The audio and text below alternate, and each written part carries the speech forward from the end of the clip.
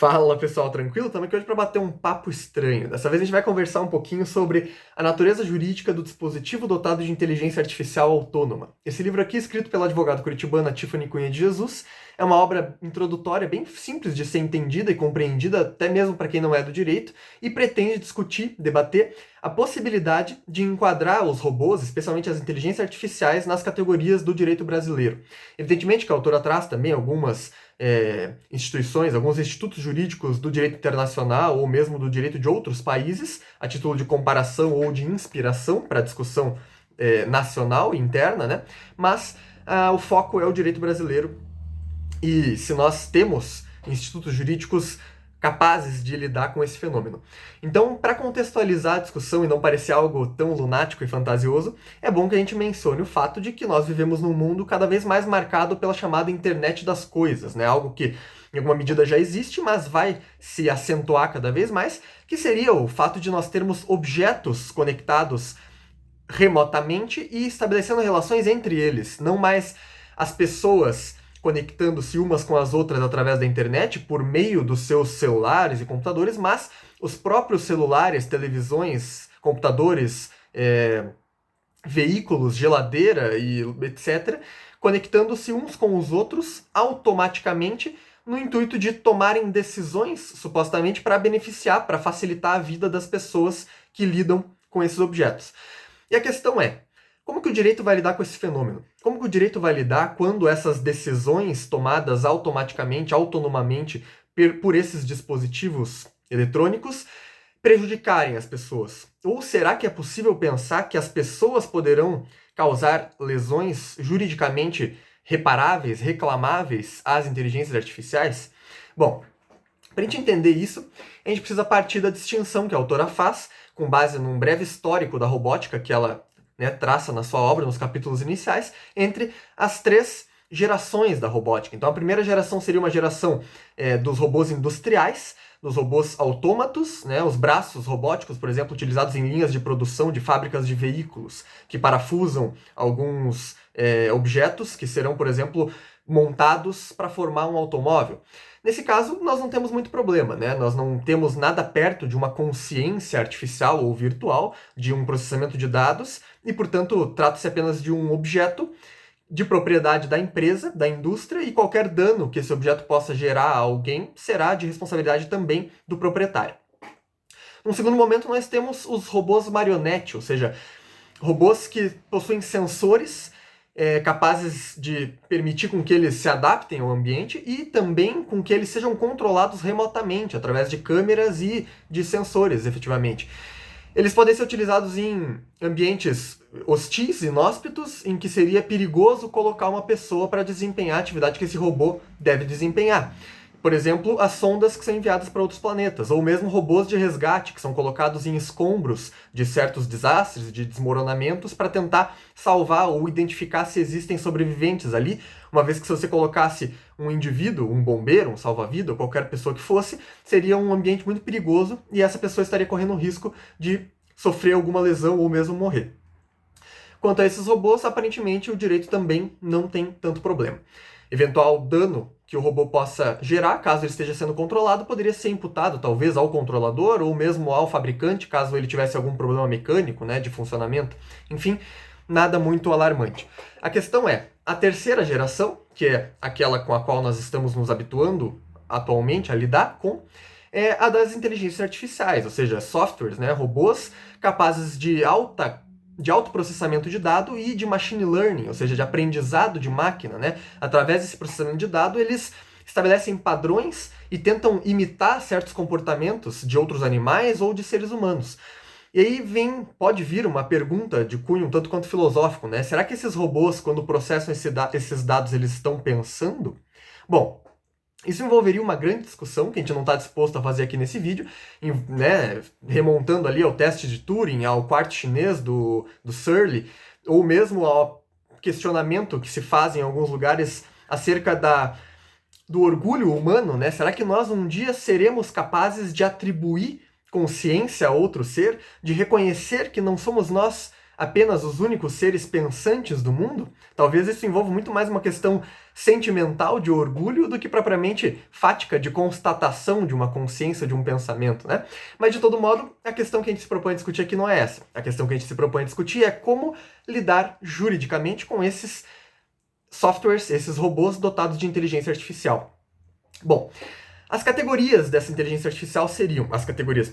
características seriam a capacidade de processamento e aprendizado, a capacidade de reconhecer padrões através desse aprendizado, desse processamento de dados, de tirar conclusões disso e de aplicar essas conclusões para tomar decisões, para filtrar certos dados ou, né, mesmo adotar algum tipo de comportamento alternativo que esteja sendo colocado para que essa inteligência artificial decida.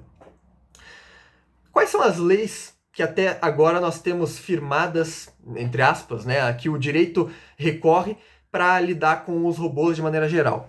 Surpreendentemente, essas leis costumam vir da fantasia, da ficção científica, né, do autor Isaac Asimov. Ele tem as 3 leis da robótica.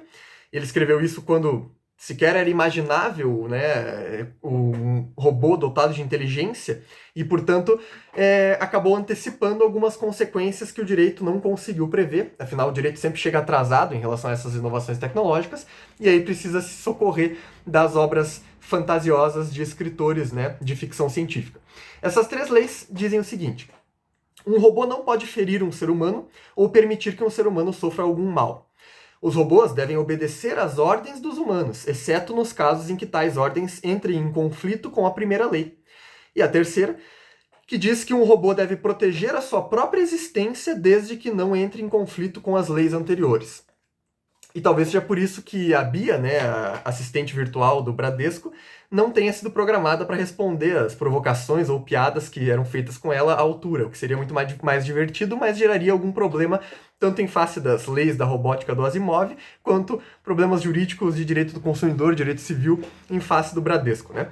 Mas a questão é que essas leis tratam especialmente da relação do robô para com os seres humanos. E a relação entre os seres humanos e o robô, né? Partindo de nós, pessoas, para com as inteligências artificiais. Será que isso não tem alguma importância? Será que não é preciso pensar como que esse segundo tipo de relação será tratada pelo direito? Bom, para isso, a gente precisa tentar enquadrar a inteligência artificial em alguma categoria jurídica de personalidade, ver se isso é possível à luz do direito brasileiro atual. Então nós teríamos o robô como coisa, num primeiro momento, e isso, de acordo com a autora, poderia ser aplicado, por exemplo, ao suporte físico, né, ao robô enquanto estrutura de metal, e não propriamente como o software que é capaz do processamento de dados e da tomada de decisões autônoma. Nesse caso, portanto, a categoria da coisa, né, do bem objeto material, não soluciona o nosso problema, bem como a categoria do semovente, que seria aquela coisa que se move, aplicável, por exemplo, aos animais, também não resolve, porque os animais têm um movimento próprio, eles têm ânima, né? A ideia de alma aristotélica, que permite com que o ser se movimente por conta própria, é algo que não está presente no robô, uma vez que ele precisa de uma energia, de um carregamento elétrico externo, né? E o que dizer, por exemplo, das categorias de absolutamente incapazes ou pessoas relativamente incapazes, né? De acordo com o autor, essas categorias também não nos ajudam, porque os robôs nunca serão capazes, plenamente capazes, né?